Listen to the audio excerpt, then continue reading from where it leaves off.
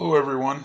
I was having a chat with Scott, and I wanted to try and bring up some topics that are a little challenging for many because they're not truly understood by very many people. And the more I research them, being an anal retentive research nut that I am, I've found some severe challenges.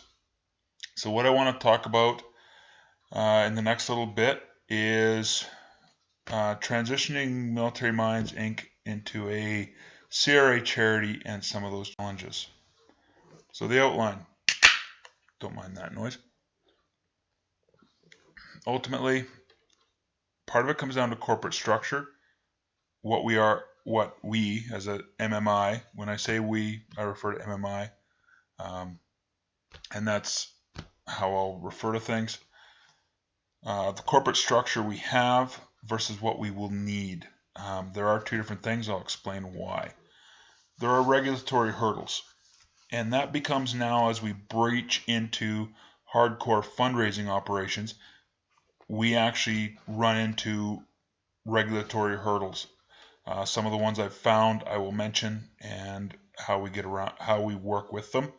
There's not really a lot of workarounds. It's how to work within the structure.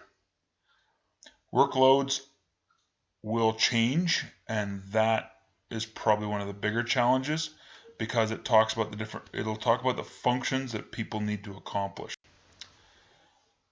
So where I want to go with this first is to talk about the organization chart. I'm going to start with what I think we look like right now. Right now you have your national directors, the executive committee, who are ex officio national directors without a vote. Then you have the product, which is the peer support operations, fundraising operations. Peer support volunteers around the world, and fundraising operations, t-shirts, everything, trying to bring money to the programs. So that's how things look now. As we move forward, we need to look at breaking things into their separate lanes. National directors being that oversight and the people who sign on the dotted line and are ultimately responsible for the entity, the corporation. That is a big factor when you start looking at the functional regulatory hurdles that we faced. Executive committee is responsible for the administrative running of the organization. Then you need to start breaking things into lanes. Volunteer peer support operations, PTSD programming, and fundraising operations. Part of that I will explain as we go, but there are reasons why things need to be separated. I skipped too fast there. One of the big things that is missing right now is provincial structure.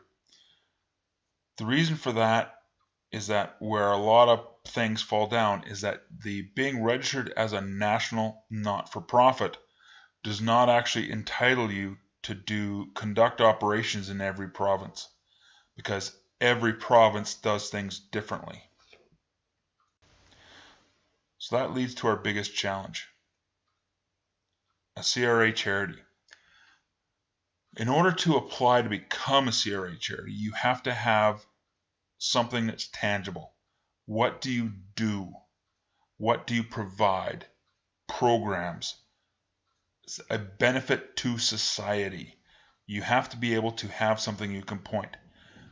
They have specific criteria written in the legislation to compare yourself against. You are providing something, and then you take that, what you're providing, and apply it to that criteria to make sure you can become a CRA charity. One of the other factors is the financial accountability regulations. How is the money obtained? How is the money spent? They have areas that they monitor. One of the things to understand is it's a long process to become a CRA charity. A big part of that is they will look at your annual returns until you can hit those accountabilities to show, they want to see a financial return. They're not going to give you CRA charity status without a financial return that meets their standards. So you have to start thinking of acting like a charity before you're a charity. So that now changes how you want to look at your org charts.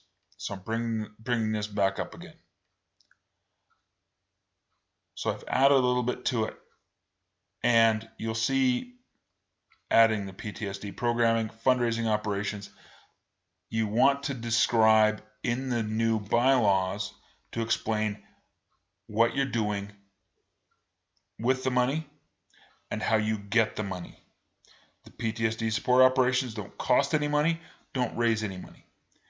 Programming costs money, fundraising operations makes the money. You don't have to say specifically what you do, but you have to show how you do it. Oops, scrolling too fast. Let me fix that. Is the PTSD programming is the program you provide. That is going to be what you explain that you are trying to provide, why you need CRA status, how that impacts society. You need the fundraising operations to provide that programming. And this needs to be written into the bylaws to explain that. Because you're submitting the bylaws to CRA to say why you deserve that tax-free status, because you provide something. So those org charts were examples, using that to try to explain how we get there from here. Now, there are the options to be able to discuss how that could actually be different, but I'm using those examples to justify why things need to change. One of the big things that we'll also have to look is the workloads. So part of it is it's following the steps, having the regulatory bylaws that CRA will like. The current bylaws are fine for a not-for-profit company, but it doesn't explain how you raise money, how you spend money. So you have to explain that kind of stuff. But then you get into the provincial hurdles, and this is something that not a lot of groups can wrap their minds around, because each province plays it differently. CRA requires groups that are conducting fundraising operations to abide by the laws of the various provinces that they are conducting operations in. So that means you have to create a sub-organization in the provinces you wish to conduct your main operations. Every province's rules are different, but you have to play that game in order to get into the gaming and lotto licenses, in order to get raffle licenses, 50/50 licenses, those kind of items needed. Using the Alberta example is, even though you have the CRA status, or even if you don't have the CRA status, the provincial charity designation means different things in each province. I'm using Alberta as an example. Alberta just says if you intend to fundraise or accidentally fundraise more than $25,000 in a year, you must register as a provincial charity. That's the provincial rule. So these hurdles, people need to know about them and be prepared for them, and understanding all the implications that are in there, such as Quebec, in order to get a lotto license, the fee is about 10% of the value of the lotto, which is why you see a lot of games of chance that are not applicable to the residents of Quebec, because you're not paying shit. Functional areas of responsibility. This is where the board of directors becomes a national oversight. So you have a director of finances, a director of operations, and you want, even though when you build the org chart, you have to, and the bylaws, you want to explain how these various pieces intertwine in order to be compliant with the regulations. You want to, and there's many examples given in the explanations of the legislation that explain, how you can take an expense and put part of it towards an administration cost, part of it to a fundraising cost, things like that, because your CRA charities have to account for how much it costs to fundraise versus how much the administrative costs are.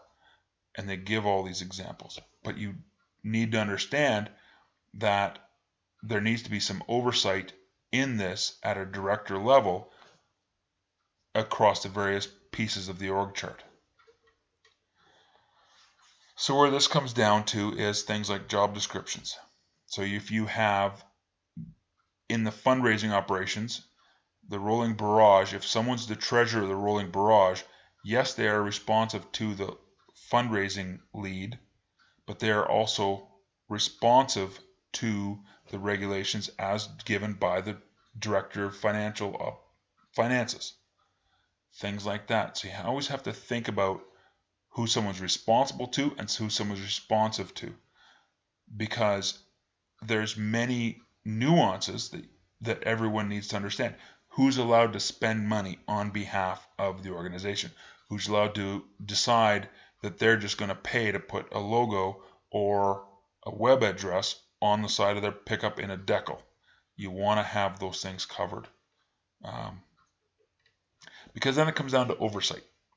If someone's doing something, there has to be the ability and regulation within your bylaws to provide that oversight, such as expelling a member, disciplinary action, corrective action. You always want to have those things written down. So this has been just a very quick highlight of the fact that we, Military Minds, is heading into an area where changes need to be made. This was not designed to give you the what it should look like, but this is designed to provoke the thought of we need to make changes. The big thing is that these are not insurmountable. Focus and strategy will help, because you want to do the right things at the right time. There is a lot of work, I won't deny that. Just so everyone's aware, I am helping a number of different charities do exactly these kind of things, writing up new bylaws and adjusting many things.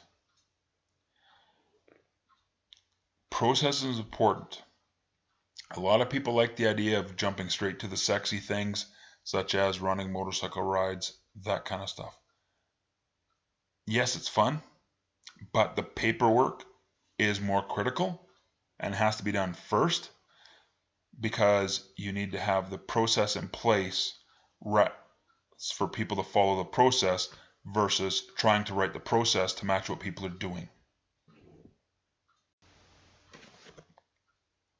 So if you have any questions, feel free to drop me a line. I'm fairly willing to talk.